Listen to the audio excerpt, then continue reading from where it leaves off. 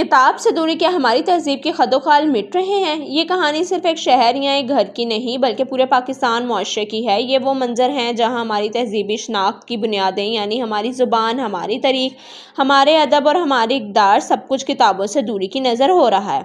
ایک وقت تھا جب نئی نسل کے ہاتھوں رنگین کتابوں اور کہانیوں کا جہاں ہوتا تھا، اور آج ان کے ہاتھوں میں اسکرین ٹائم ایک گمنام ڈیٹا تھما دیا گیا ہے۔ یہ اسکرین جو بظاہر ہمیں پوری دنیا سے جوڑتی ہے، در حقیقت ہمیں اپنی جڑوں سے کاٹ رہی ہے۔ یہ صرف علم کا مسئلہ نہیں، یہ ہماری روح کا مسئلہ ہے۔ ہمارے معاشرے کے جو ستون کبھی کتابوں کے سہارے کھڑے تھے، اب وہ ایک ایک کر کے لرز رہے ہیں۔ ان کی لرزش کی آواز آج ہمیں سنائی دے رہی ہے، لیکن کل جب یہ ستون گریں گے تو ہمیں کچھ بھی بچانے کو نہیں ملے گا۔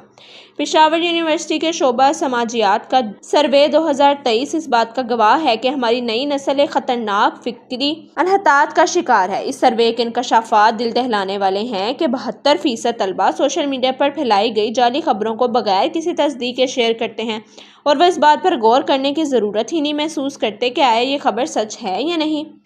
ڈاکٹر مہدی حسن کا کہنا ہے کہ کتابیں ہمیں غور کرنا سکھاتی ہیں۔ کتاب خوانی سے دور ہو جانے والے آج کل کے نوجوان شیئر بٹن دبانے سے پہلے سوچ بٹن استعمال ہی نہیں کرتے۔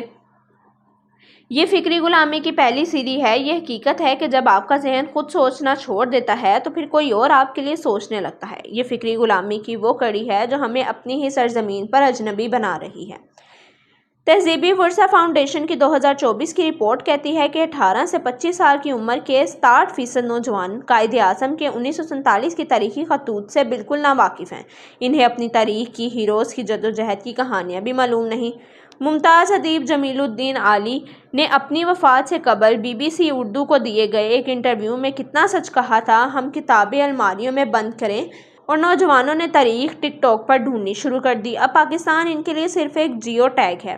جذبات نہیں، یہ سچائی دل چیر کر رکھ دینے والے ہیں کہ ہم نے اپنے بچوں کو اپنی شناخت سے اتنا دور کر دیا ہے کہ اب وہ اپنا ماضی بھی ڈیجیٹل اسکرین پر تلاش کرتے ہیں۔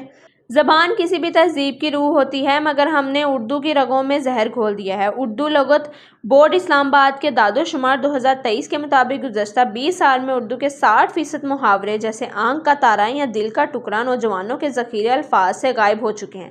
زبان کا وہ شیریں حسن جو کبھی ہماری گفتگو کا حصہ تھا، اب تقریباً ناپید ہو چکا ہے۔ معروف شاعرہ کشور ناہید نے اپنے کالم زبان مر رہی ہے میں یہ سچ بڑی بے باکی سے لکھا تھا کہ جب نوجوان لڑکی اپنے محبوب کو I love you لکھتی ہے تو سمجھ لیں کہ میر کی غزلیں اور غالب کے خطوط ہماری اجتماعی یادداشت سے رخصت ہو چکے ہیں۔ یہ صرف الفاظ کا مسئلہ نہیں، یہ ہماری زبان کی خوبصورتی اور اس کے ساتھ جڑی ہوئی پوری تہذیبی تاریخ کا زوال ہے۔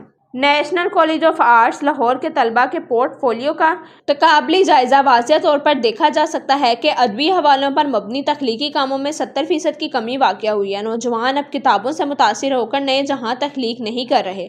ماہر نفسیات ڈاکٹر عائشہ ملک نے اپنی تحقیق ڈیجیٹل HND ڈسکینڈ مائنڈ میں اس کی صورتحال کا درست تجربہ کرتے ہوئے کہا ہے کہ کتابیں بچوں کو خواب دکھاتی ہیں اور اب موبائل نہیں، انہیں کنٹینٹ کنزیومرز بنا دیا ہے۔ مقام فکر یہ ہے کہ جس نسل کا تخلیق مار دیا جائے وہ نسل تہذیب، تمدن اور اخلاقی اقتدار کی آبیاری کیسے کر پائے گی؟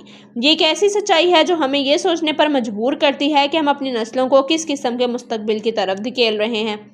اور اب آپ ذرا اس منظر کو تصور کیجئے کہ سردی کی ایک شام اسلام آباد کے ایک عالی شان بنگلے میں 4 افراد، والد صاحب اخبار پڑھ رہے ہیں، ماں ٹی وی دیکھ رہی ہے، بیٹا موبائل گیم کھیل رہا ہے اور بیٹی انسٹاگرام کی ریلز بنا رہی ہے۔ چاروں ایک ہی کمرے میں ہیں مگر 4 الگ دنیاؤں میں قید ہیں۔ یہ صرف ایک بنگلے کا منظر نہیں، یہ ہر اس گھر کا منظر ہے جہاں کتاب کی جگہ اسکرین نے لے لی ہے۔ پاکستان ٹیلی کمیونیکیشن اتھارٹی کا 2024 کا ڈیٹا کہتا ہے کہ ایک اوسط پاکستانی روزانہ 5 گھنٹے ٹک ٹاک استعمال کرتا ہے، جبکہ مطالعے کے وقت محض 12 منٹ رہ گیا ہے۔ یہ داد و شمار کسی خوفناک خواب سے کم نہیں۔ یہ ڈیجیٹل یلغار ہماری تہذیب کے خلاف ایک خاموش سازش ہے جس کا ہمیں ادراک ہی نہیں۔ کتابوں سے دوری پر فکر کرنے والوں کا کہنا ہے کہ کتابیں مہنگی بہت ہو گئی ہیں۔ یہ بھی سچ ہے، مگر بات ہے رسوائی کی۔